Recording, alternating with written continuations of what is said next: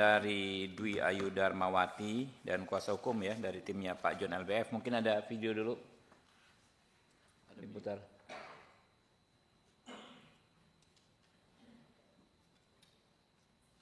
Dari awal, Cok.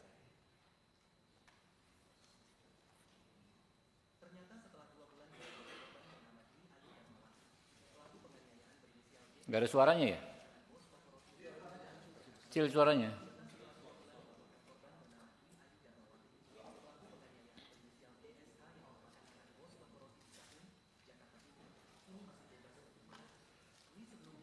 Kasus yang terjadi pada 17 Oktober 2024 lalu itu, ternyata setelah 2 bulan dilaporkan korban bernama Dwi Ayu Darmawati. Wah, nempel banget sih.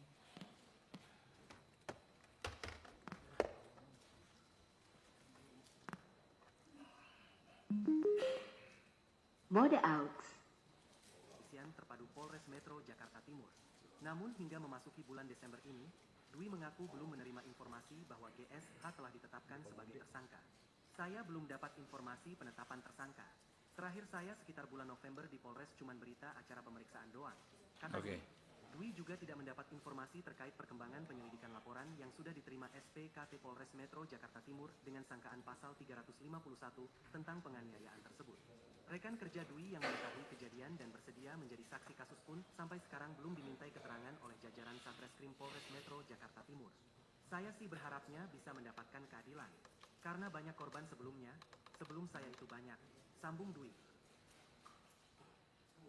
Ya, mungkin Mbak Dwi Ayu atau kuasa hukumnya, mana yang duluan? Silakan disampaikan kronologisnya sejak awal sampai kejadian, sampai hari ini, penanganan hari ini.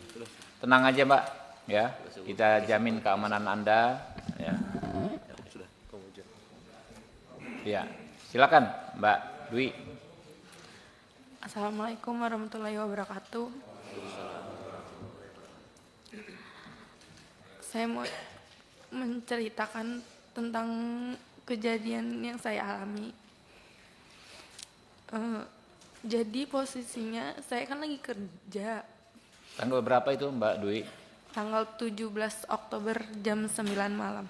Jam 9 malam 2024 ya. 17 Oktober 2024. Si pelaku dari luar masuk ke dalam toko, terus duduk di sofa, terus dia mesen GoFood. Setelah abang GoFoodnya datang, di situ dia nyuruh saya nganterin makanannya ke kamar pribadinya. Terus di situ saya nolak karena di situ bukan tugas saya juga, makanya saya nolak. Ada hal lain juga dari sebelum kejadian ini, dia juga pernah ngatain saya miskin, babu. Terus dia juga sempat ngomong, orang miskin kayak lu nggak bisa masukin gue ke penjara, gue nih kebal hukum. Dia sempat ngomong kayak gitu. Terus saya di situ mau resign, tapi ditahan sama adiknya si pelaku. Akhirnya saya dan karyawan yang lain minta untuk bikin perjanjian kalau saya nggak mau nganterin makanan si pelaku lagi. Dari situ saya nolak. Pas saya nolak berkali-kali, dia ngelempar saya pakai patung, terus ngelempar saya pakai bangku, habis itu ngelempar saya pakai mesin edisi BCA. Habis itu saya ditarik sama ayahnya si pelaku. Terus karena HP sama tas saya masih di dalam, akhirnya saya balik lagi ke dalam, tapi saya malah dilempari lagi pakai kursi. Akhirnya saya kabur ke belakang ke tempat banyak oven. Di situ saya nggak bisa kemana-mana. Akhirnya saya dilempari lagi pakai barang-barang. Terus yang endingnya di situ saya dilempar pakai loyang kue sampai kepala saya berdarah. Jadi berkali-kali itu Mbak ya? Iya. Dari jam 9 itu ya? Iya. Pertama setelah dia minta Mbak Dwi mengantarkan makanan nggak mau, dia sudah melempar. Ya, waktu mau pulang dilempar lagi sampai kena. Itu kena semua itu ya? Kena semua ke badan saya semua. Ke badan. Oh, nggak ada yang nolong waktu itu? Nggak ada. Nggak ada. Teman-teman yang lain nggak ada ya di situ ya? Nggak ada, saya di situ cuma berdua sama teman saya satu. Oke. Oke, terus sampai akhirnya waktu mau ngambil handphone itu dilempar Mbak Dwi tersudut ya. Iya, Kena kepala itu ya. kepala. Itu yang ada bocor di foto itu ya. Iya. Di situ ya. Nah, lantas apa yang terjadi, Mbak? Terus di situ pas udah berdarah, tapi saya nggak tahu kalau di situ udah berdarah, tapi saya udah megangin kepala saya begini. Terus dia mungkin dia udah ngeliat duluan darah, terus dia kabur ke belakang, baru saya bisa kabur keluar toko. Yang dia ngomong apa? Saya kebal hukum itu sebelum melakukan apa setelah melakukan? Itu dia kejadian sebelum ini. Jadi ada kejadian lain sebelum kejadian itu. Iya ada. Tanggal berapa kejadian yang lainnya, Bu? Bulan September. Oh, jadi sering dia melakukan hal seperti itu. Selain kepada Mbak Dwi ada kepada yang lain juga? Kenapa? Selain kepada Mbak Dwi, ke karyawan lain ada dilakukan juga? Kalau ke karyawan yang lain mungkin dari mulut aja. Omongan, verbal. Iya. Oke, tapi yang Mbak Dwi bulan September sudah pernah dilempar juga? Iya, tapi di situ dia lempar saya pakai tempat solasi, itu kena kaki saya. Kena kaki?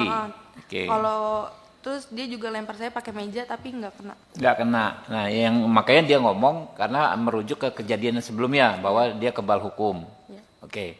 Sampai setelah berdarah, Mbak dibawa ke rumah sakit gitu? Ke klinik. Ke klinik, penggilingan situ? Iya. Oke, lanjut. Abis kejadian itu langsung lapor ke Polsek Cakung. Ke Polsek Cakung. Rawamangun dulu. Rawamangun. Iya, tapi di situ emang nggak bisa nanganin karena Oke, kejadiannya di Cakung. akhirnya dirujuk ke Cakung, dan di Cakung juga nggak bisa nanganin juga. Kenapa yang Rawamangun menolak? Apa alasannya waktu itu? Mungkin TKP. Oke. akhirnya saya disuruh ke Polres Jatinegara, Jakarta Timur. Ke Polres Jakarta Timur di Jatinegara. Itu hari itu juga, hari yang Hari sama. itu juga. Jadi hari itu Mbak bolak-balik ke 3 kantor polisi. Iya. Diantar siapa? Teman-teman sama keluarga. Oke. 17 Oktober Mbak bolak-balik 3 kantor polisi. Akhirnya diterima di Polres Jakarta Timur di Jatinegara itu ya. Iya. Oke, lanjut. Paginya langsung visum. Terus Visum.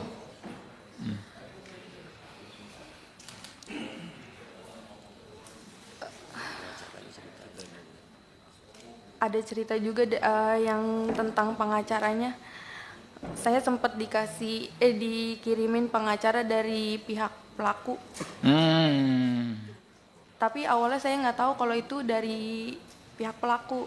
Dia ngakunya dari LBH, utusan dari Polda. LBH utusan dari Polda. Iya, dia ngakunya. LBH apa? Disebutin aja mungkin. Kurang tahu. Dia ngomongnya itu aja. Oke, ngakui dari LBH ya, tapi Mbak belakangan tahu itu dari pelaku gitu. Awalnya nggak tahu. Oke. Terus pas pertemuan di Polres pengen BAP, di situ dia ngasih tahu kalau dia disuruh sama bos saya. Siapa namanya? Absya. Nama pengacaranya. Nama pengacaranya? Enggak. Pengacaranya siapa namanya? Bosnya siapa namanya? Pengacaranya saya nggak tahu namanya. Iya, nama Bosnya, bos Anda siapa? Linda. Oh, Bu Linda ya. Nah, makanya namanya itu Linda apa ya? Linda. Oke, lanjut. Terus akhirnya mama saya ganti pengacara. Di situ pengacara yang keduanya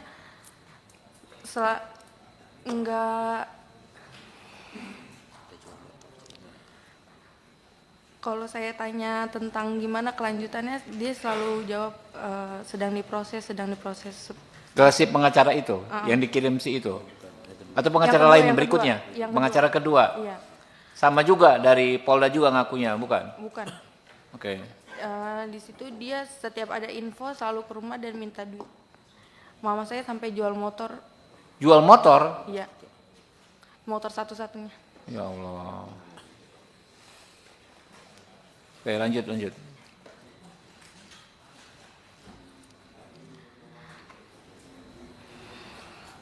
Lanjut, santai aja. Abis jual motor itu saya tanya-tanyain itu udah nggak ada nggak bisa dihubungin lagi. Pengacaranya hilang, Iya. ghosting lah. Akhirnya saya dihubungi oleh Pak Jainuddin. Oke, dari tim ini ya, timnya Pak John ya. Iya. Oke. Saya juga dikasih bantuan oleh Bang John kerja Oke. di perusahaan High Five. Mm-mm. Sama saya juga kuliahkan di universitas terbaik di Jakarta. Oke. Sampai lulus. Alhamdulillah. Ditolong ya. Jadi selanjutnya didampingi tim lawyernya dari Pak John ya nih ya. Iya. Iya, betul. Oke.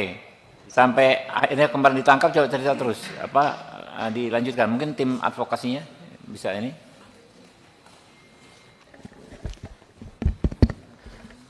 Assalamualaikum warahmatullahi wabarakatuh. Yang saya banggakan, yang saya hormati, Bapak Habibur Rahman, pimpinan rapat Komisi 3 beserta jajarannya, Bapak Kapolda Kalimantan Tengah beserta jajarannya, dan Bapak Kapolres Jakarta Timur beserta jajarannya. Jadi dalam konteks kasus ini memang sangat memprihatinkan ya, karena bukan hanya kasus hukum yang terjadi, tapi kasus moral. Karena selain mendapatkan kekerasan, dia juga mendapatkan penghinaan. Apakah seperti itu di negeri ini gitu loh. Dan itulah yang sangat kita sayangkan sampai ada dia kebal hukum. Ya, Pak. Lalu pemeriksaannya sampai hari ini gimana Pak? Sejauh ini pemeriksaan, walaupun kami baru menerima kuasa itu tanggal 15 apa Pak? 15 Desember. Oh Desember. Ya, Kejadiannya 17 Oktober. Oktober. Oke. Nah selama ini ada dari Oktober ke Desember ada yang bisa cerita nggak prosesnya seperti apa pemeriksaan? Tanggal 15 itu kebetulan saudari Ayu ini juga melakukan pemeriksaan pada saat itu, dan dia juga mencoba menghubungi pengacaranya, namun tidak ada respon. Makanya malam itu juga kita dampingi. Langsung diambil alih ya? Iya, betul. Terlantarkan oleh pengacara yang lama, mungkin begitu ya? Betul, pimpinan. Jadi sekalian saya mendampingi Ayu, dan juga saya menggali informasi seperti apa melalui penyidik, dan berdasarkan keterangan yang ada, ya proses normatif, tidak ada kendala. Mungkin kenapa proses itu jadi terkendala ataupun dianggap lama, karena memang pengacara ini juga penyebabnya gitu loh. Jadi komunikasi itu tidak lancar gitu loh. Dari penyidik ke pengacara tidak lancar, dari korban juga ke pengacara tidak lancar, seperti itu. Sampai sekarang pun pengacaranya menghilang, nggak bisa dihubungin. Seperti itu gitu loh. Dan saat itu juga dari penyidik dapat informasi ini segera naik sidik perkara itu gitu loh. Jadi ya saya apresiasi dan berterima kasih. Tanggal 15 itu juga gitu loh. Dan malamnya kan langsung dilakukan penahanan terhadap si pelaku, Pak.